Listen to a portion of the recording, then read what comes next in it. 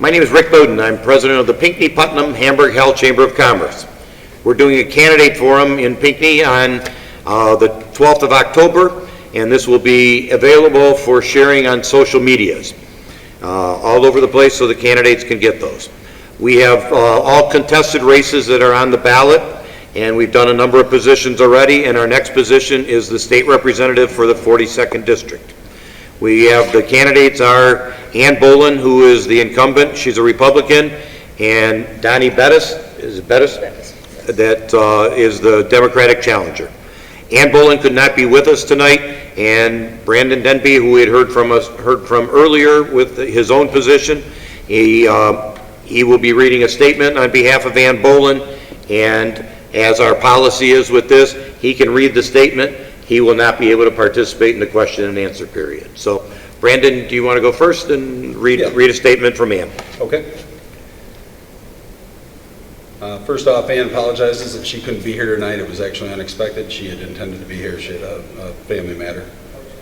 Ann is running for re-election for the 42nd District, which includes Genoa, Green Oak, Hamburg, Putnam, and Brighton Townships, as well as the city of Brighton and the village of Pinckney. Prior to being elected as representative, she served as the Brighton Township Clerk for 16 years. She is known as an active community leader and served on the board of directors of the Greater Brighton Area Chamber of Commerce, president of Holy Spirit Catholic Church Parish Council, on the Livingston County Community Water Authority, and Livingston County Community Alliance on Marijuana Committee. She has been married to her husband Tim for over 30 years. He is a small business owner and an electrician. They have 3 millennial-age sons. As state rep, her top priorities were to be a budget hawk and to support continued investments in our infrastructure, support our job providers and strong business climate, and ensuring election integrity. In her first term, she successfully navigated the Lansing landscape to ensure that Livingston County values were represented and made a priority to continue to be active in the district, to work with you and for you.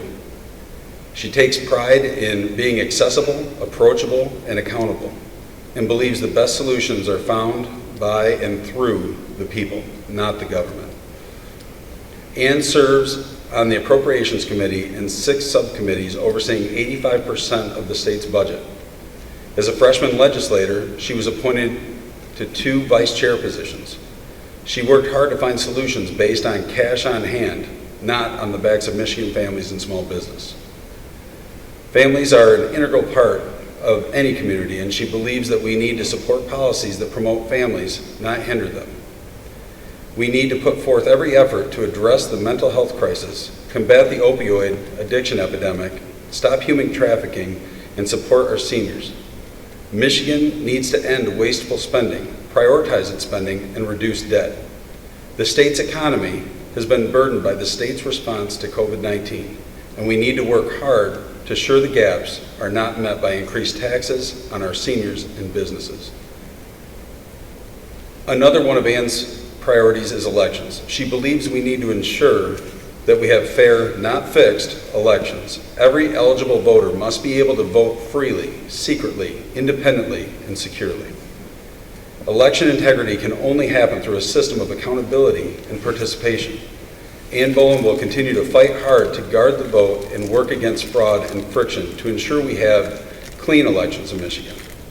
Ann wants to be sure that Michigan's economy recovers as quickly and as safely as possible by supporting strong business climate, removing burdensome licensing regulations, and minimizing the tax burden.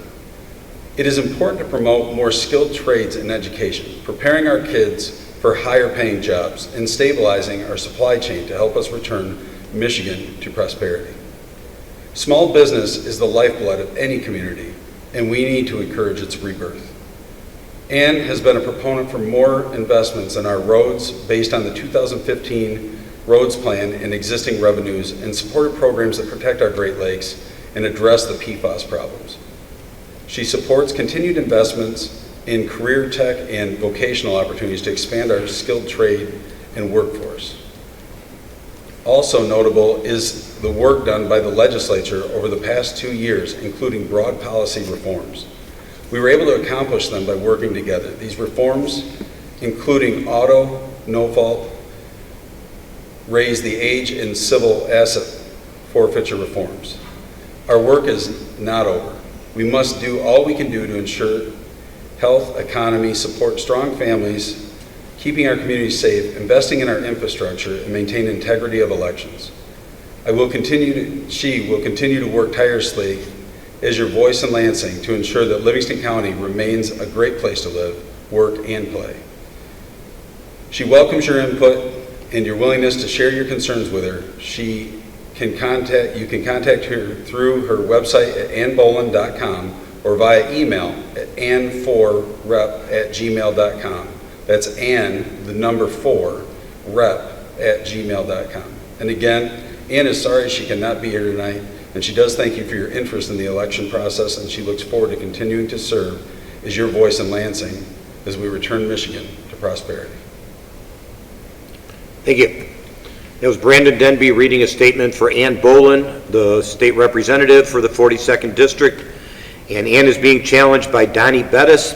And Donnie, you'll be given about 4 or 5 minutes to give your position, and then you'll be the only one that'll be able to answer questions since Ann was not here.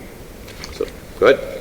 My name is Donnie Bettis, and I would like to thank the Pinckney, Putnam, Hamburg, Hell Chamber of Commerce and Rick Bowden for asking me here tonight to speak. I started out my career as a teacher, and then I became a family physician, and now I am an urgent care doctor. I want to bring my compassion for others to deal with the issues affecting the constituents of the 42nd House District here in Michigan. I wish to think of myself as a product of the American dream. My parents moved to Michigan for a better life. They were able to obtain jobs with union benefits and union wages. Because of this, they were able to buy a home in a middle-class neighborhood. I was able to attend a well-funded public school and receive my degrees from a local community college and a state public university. But that path to the middle-class dream is not available to many young people today due to the erosion of workers' rights and the high cost of education. If elected as your representative, I will work to rebuild those avenues to the American dream for everyone. I have built my career on responding to the needs of others and seeking solutions based on scientific data, and that is how I would act as your representative in Lansing. Now is the time for a physician, not a politician. I see 4 things that I would like to concentrate my efforts on as an elected official. Of course, jobs is a big issue here in Michigan. Since 2011, lawmakers have passed countless laws designed to take away the rights of working people, like the Emergency Manager Act and the right to work. Now, too many Michiganders live paycheck to paycheck, work unreliable hours, and have few or no benefits and a lack of secure retirement. In Michigan, families should always come first, whether it is a newborn baby or an elderly parent or a sick spouse. Being there and providing for your family is not an option. All working people deserve a fair shot at the American dream with the ability to negotiate for better jobs with strong paychecks, good benefits, secure retirement, and more time to be with their family. Rebuilding our infrastructure will jumpstart our economy and create thousands of good-paying jobs for working people right here in the state. Michigan is the state that put the world on wheels, but neglect has left us with some of the worst roads in the country. These only worsened with the passage of a roads package that raised taxes on working families. This made it more expensive to own a car while asking corporations to pay nothing. Now our roads and bridges are more dangerous than ever, costing Michigan motorists hundreds of dollars every year in extra vehicle repairs and operating costs. We need real solutions to fix our crumbling roads and bridges without forcing working people to foot the bill.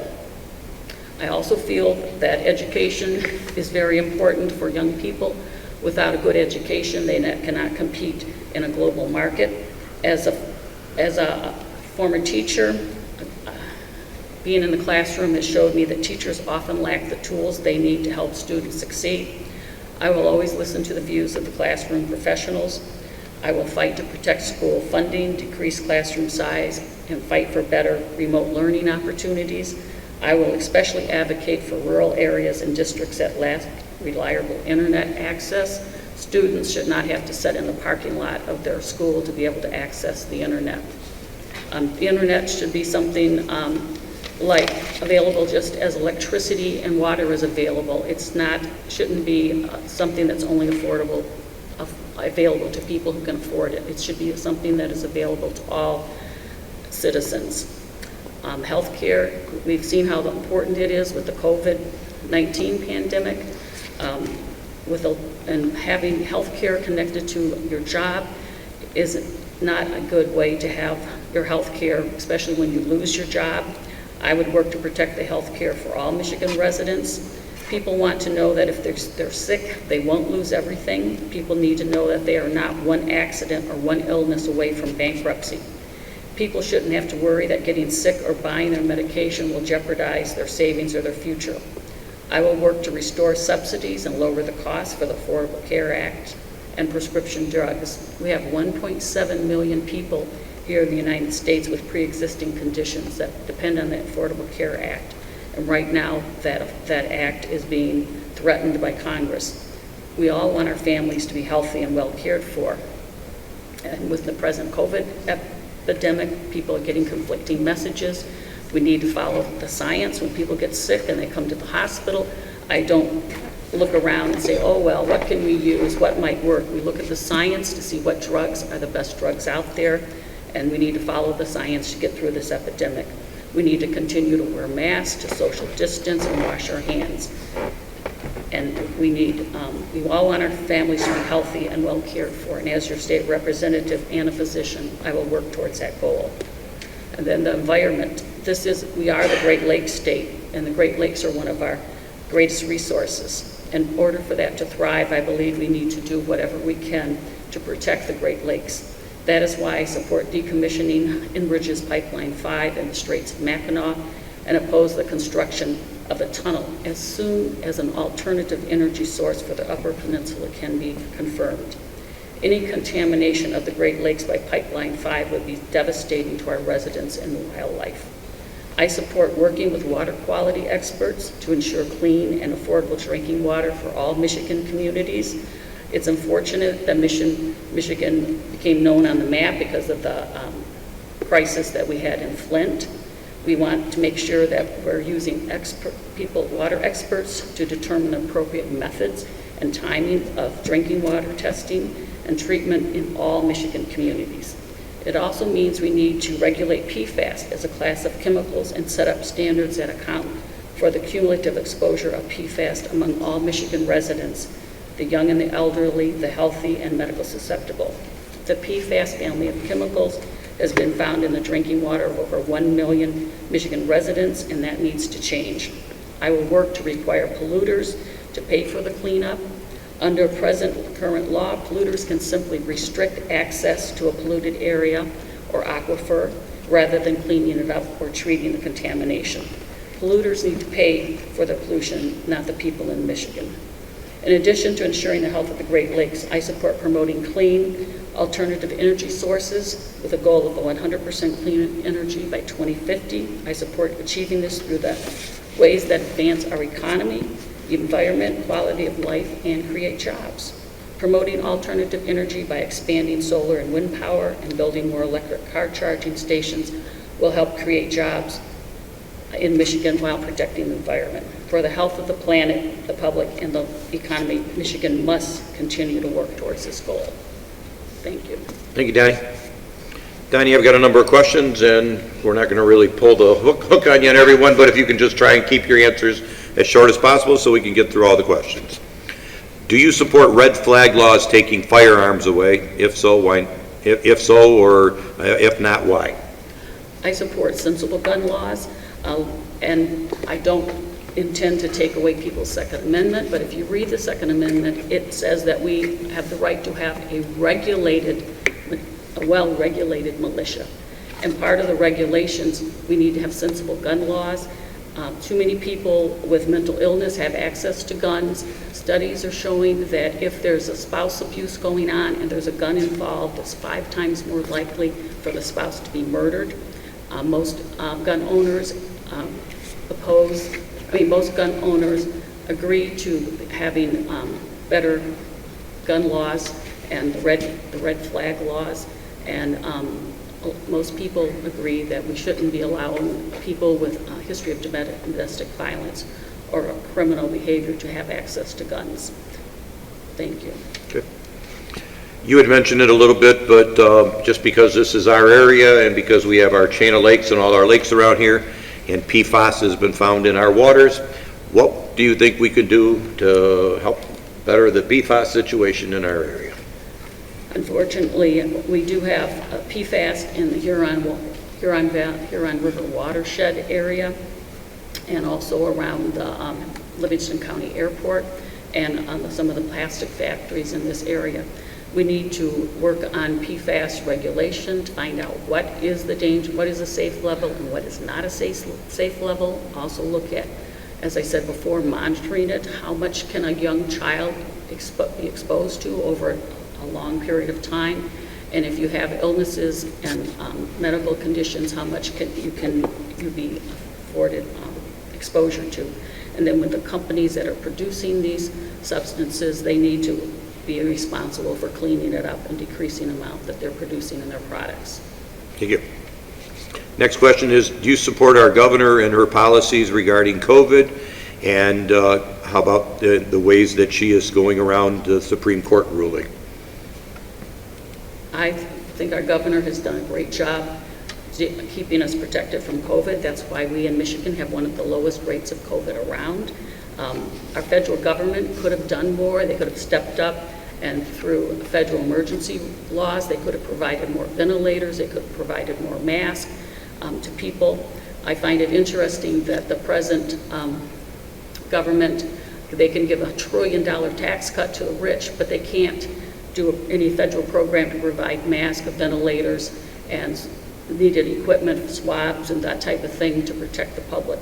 I support what she's doing, and she's following the science, and that's the only way we're going to get through this is by following the science. I know it's hurting small businesses, but then again, the government could step forward and provide federal funds to help small businesses instead of giving $1 trillion to the top 1% as far as a tax cut. Okay. The next question regarding, again, regarding the governor is because she ran on the thing of fixing the damn roads. And so how do we fix the roads in Michigan and make them happen? I know I hear a lot of complaints about here in Hamburg Township, a number of subdivisions, or Hamburg Township has taken on a tax, a number of subdivisions have taken on some of their own, to pay for their own roads. So how do we get the roads fixed in Michigan? Well, originally it was proposed a 45-cent gas tax hike, and people weren't happy with that. Now they're looking at doing $800 million in bond proposals, and it's a good time to do it with the interest rates being low.